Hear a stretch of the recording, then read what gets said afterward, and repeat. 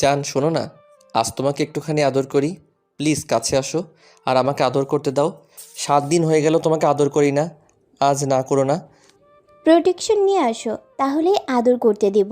আর তুমি জানো না কেন তোমাকে আদর করতে দেইনি? জানি তো তোর পিরিয়ড হয়েছিল, এখন তো ভালো হয়েছে। আজ আমি তোমাকে আদর করবই, তুমি না করতে পারবা না। আর শোনো, প্রোটেকশন দিয়ে আদর করলে ঠিকমতো এনজয় করতে পারি না, ভালো লাগে না প্রোটেকশন। আজ একটু প্রোটেকশন ছাড়াই করি। একদম না, প্রোটেকশন ছাড়া কিছুতেই তোমাকে আদর করতে দিব না। বাচ্চাও নিতে চাইছো না, আবার প্রোটেকশন দিয়েও কাজ করবে না, সেটা কি করে হয়? বিয়ে করেছি মাত্র কয়েক মাস হলো, এর মধ্যেই বাচ্চা নিতে চাই না জান। আগে আমরা দুজন ভালো করে এনজয় করি, দেন বাচ্চা নিব। আচ্ছা আমি প্রোটেকশন নিয়ে আসছি।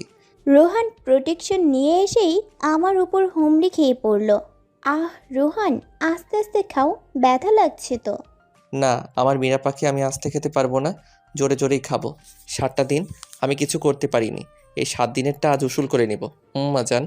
ঠিক এই জন্যই তোমাকে আদর করতে দিতে চাই না। তুমি শুধু আমাকে ব্যথা দাও, আর করার সময় তো হুঁশ থাকে না। জোরে জোরে করতে থাকো, আস্তে করতে বললে তুমি জোরে করো। ও জান, আমাকে আদর করতে গেলে আমার মাথা ঠিক থাকে না, আর তুমি তো জানোই আমার ওগুলো একটু বেশি, তাই আর কন্ট্রোল করতে পারি না। হুম, জানি না আবার বাসর রাতে তুমি আমার গলায় কয়েকটা লাভ বাইট দিয়েছিলে। সকালবেলা সবার সামনে কি লজ্জাটাই না পেতে হলো। বাজি ছিলে একটা। আমি সবাইকে বুঝিয়েছি আমি পুরুষ সিংহ, আমি আমার বউকে সন্তুষ্ট করতে জানি। হইছে, আর বাহাদুরি দেখাতে হবে না। তোমার হয়ে গেলে আমার ওপর থেকে নামো, ঘুমাবো আমি। হয়নি জান, আর 5 মিনিট, তার আগে বলো তোমার হয়েছে? খুশি হয়েছো তো? আমার হয়ে গেছে। মিথ্যা বলবা না, আমি জানি তোমার হয়নি। তুমি কি করে বুঝলা আমার হয়নি? বুঝবো না কেন, আমি তোমার স্বামী, আর আমি জানি তোমার কতটা সময় পর্যন্ত লাগে। তোমার হয়ে গেলে আমারও হয়ে যাবে। তুমি কি বোঝাতে চাইছো আমার বেশি বেশি লাগে? দূর বোকা, আমি কি তাই বলছি? শোন, আমার একটু বেশি প্রয়োজন হয়, আর আমার স্ত্রীর যদি আমার মতো না হয় তাহলে হবে কি করে বলো? এটাই প্রকৃতি, স্বামী তার স্ত্রীকে সন্তুষ্ট করবে। তুমি সব জেনে বসে আছো। আহ জান, আমি আর পারছি না, কিছু একটা করো। আবার স্ত্রী তার স্বামীকে সন্তুষ্ট করবে।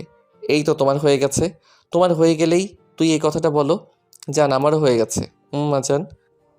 রোহান আমার শরীরের ওপর ওর সমস্ত ভার ছেড়ে দিল। এরপর আমার ঠোঁট দুটো দখল করে নিল। জান চলো আমরা একসাথে শাওয়ার নিয়ে আসি, শাওয়ার নিলে ঘুমটা ক্লিয়ার হবে। শাওয়ার নিয়ে আসলে আবার দুষ্টুমি করবে না তো? না জান, আর দুষ্টামি করবো না। কাল খুব সকাল সকাল অফিসে যেতে হবে, কাল একটা গুরুত্বপূর্ণ মিটিং আছে। তবুও তোমাকে বিশ্বাস নেই, প্রমিস করো। পাক্কা প্রমিস। এরপর দুজনে মিলে একসাথে শাওয়ার নিলাম। ওয়াশরুম থেকে বের হয়ে এসে রোহান আমার চুলগুলো শুকাতে লাগলো। এই নাও তোমার চুল শুকিয়ে দিয়েছি, এবার চলো ঘুমাতে যাই। আমি বিছানায় শুয়ে পড়লেই রোহান আমাকে জড়িয়ে ধরলো। রোহান, তুমি এমনভাবে জড়িয়ে ধরলে আমার ঘুমাতে অসুবিধা হয়, ছেড়ে দাও আমাকে। আর তোমাকে জড়িয়ে না ধরলে আমার ঘুম আসে না জান। চোখ বন্ধ করো, ঘুম এসে যাবে। সকালবেলা ঘুম থেকে উঠে রোহানের কপালে চুমু না খেলে ভালো লাগে না। রোহানের কপালে একটা চুমু খেলাম, তড়িঘড়ি করে ওয়াশরুমে চলে গেলাম। রোহানের জন্য নাস্তা তৈরি করতে হবে। প্রতিদিন সকালে ঘুম ভাঙে মীরার চুমু খেয়ে। মীরা যে প্রতি সকালবেলা আমার কপালে চুমু খায় সেটা আমি টের পাই, কিন্তু মীরাকে বুঝতে দেই না, তাহলে বেচারি লজ্জা পাবে। আর লজ্জা দিলে এই গুড মর্নিং কিসিটা হয়তো আর পাবো না, তাই বলি না। মীরা ওয়াশরুম থেকে বের হয়ে এসে কিচেনে চলে গেল, আমিও ফ্রেশ হয়ে নিলাম। একসাথে রেডি হয়ে নাস্তা করতে যাব। রেডি হয়ে ডাইনিংয়ে আসলাম। মীরা, তোমার নাস্তা বানানো হলো? হ্যাঁ হয়েছে, একটু ওয়েট করো, আমি এক্ষুনি আসছি জান। কিছু সময় পর মীরা আমার জন্য নাস্তা নিয়ে আসলো। মীরা আমাকে খেতে দিল। মীরার একটা অভ্যাস আছে, আমার প্লেট থেকে ওকে একটু আমার প্লেট থেকে ওকে একটু খাইয়ে না দিলে সারাদিন মন খারাপ করে বসে থাকবে। তাই মীরাকে একটু পানি খাইয়ে দিলাম, এরপর নিজেও খেয়ে নিলাম। জান, আমার খাওয়া শেষ, এবার তুমি খেয়ে নাও। আর শোনো, সাবধানে থেকো, একা একা কোথাও যাবে না। কোনো কিছু প্রয়োজন হলে আমাকে ফোন করো, কেমন? এখন আমি আসি, বাই। তুমি কিছু ভুলে যাওনি তো রোহান? কই না তো, আমি কিছুই ভুলে যাইনি, আমার প্রয়োজনীয় সবটাই নিয়েছি। তাহলে যাই। আমি জানি মীরা কি বোঝাতে চাইছে, আমি ওকে একটু রাগানোর জন্য বুঝেও না বোঝার ভান করলাম। মীরার মুখের দিকে তাকিয়ে দেখি ওর মুখটা কালো হয়ে গেছে, চোখ দিয়ে এক্ষুনি বর্ষণ হবে। তাই আর দেরি না করে মীরার কাছে গিয়ে ওকে জড়িয়ে ধরে ওর কপালে একটা চুমু খেলাম। আরে পাগলি, আমি তো তোমাকে রাগানোর জন্য একটু মজা করেছি, তাই বলে কাঁদতে আসে নাকি? তোমার কাঁদো কাঁদো মুখটা দেখে অফিসে গেলে আমার ভালো লাগবে বলো? মীরা আমার কথা শুনে ফিক করে একটা হাসি দিল। এই তো আমার লক্ষ্মী বউ, আসি আমি। অফিসে গিয়ে আমি তোমাকে ফোন করব। এজন্যই বলি তুমি একটা বাজে ছেলে। আচ্ছা, তুমি সাবধানে যেও। আর শোনো, তুমি কি দুপুরবেলা লাঞ্চ করতে আসবা? না জান, আজ সময় হবে না, তুমি খেয়ে নিও। আচ্ছা ঠিক আছে। রোহান চলে গেল। এই ঢাকার শহরে আমাদের আত্মীয় স্বজন থাকে না, শুধু আমি আর রোহান থাকি। সারাদিন ঘরে থাকতে ভালো লাগে না। বিয়ের পর রোহান আমাকে ঢাকাতে নিয়ে আসলো। প্রায় ঘন্টাখানেক পর রোহান কল দিল। হ্যালো মীরা, আমি অনেকক্ষণ আগে অফিসে এসে গেছি। তোমার জন্য একটা সারপ্রাইজ আছে। কি সারপ্রাইজ? দূরও সারপ্রাইজ বলে দিলে তারপর আর সারপ্রাইজ থাকে নাকি? বাসায় আসি, তারপরে বলবো কি সারপ্রাইজ। আচ্ছা ঠিক আছে যান।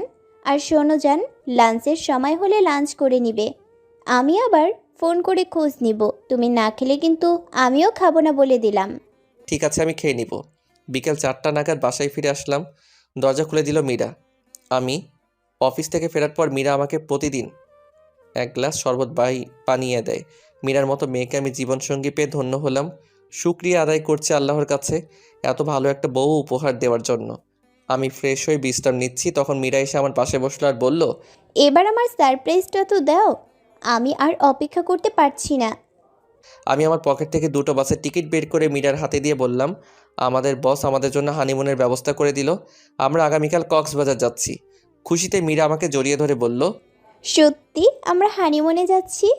হ্যাঁ সত্যি, 3 সত্যি। এই মিয়ারা, এবার আপনারা কেটে পড়েন। আর কিছু শুনতে হবে না। আমরা হানিমুন থেকে ফিরে এসে নতুন গল্প নিয়ে হাজির হব। সেই পর্যন্ত আপনারা অপেক্ষায় থাকুন। বাই। আল্লাহ হাফেজ।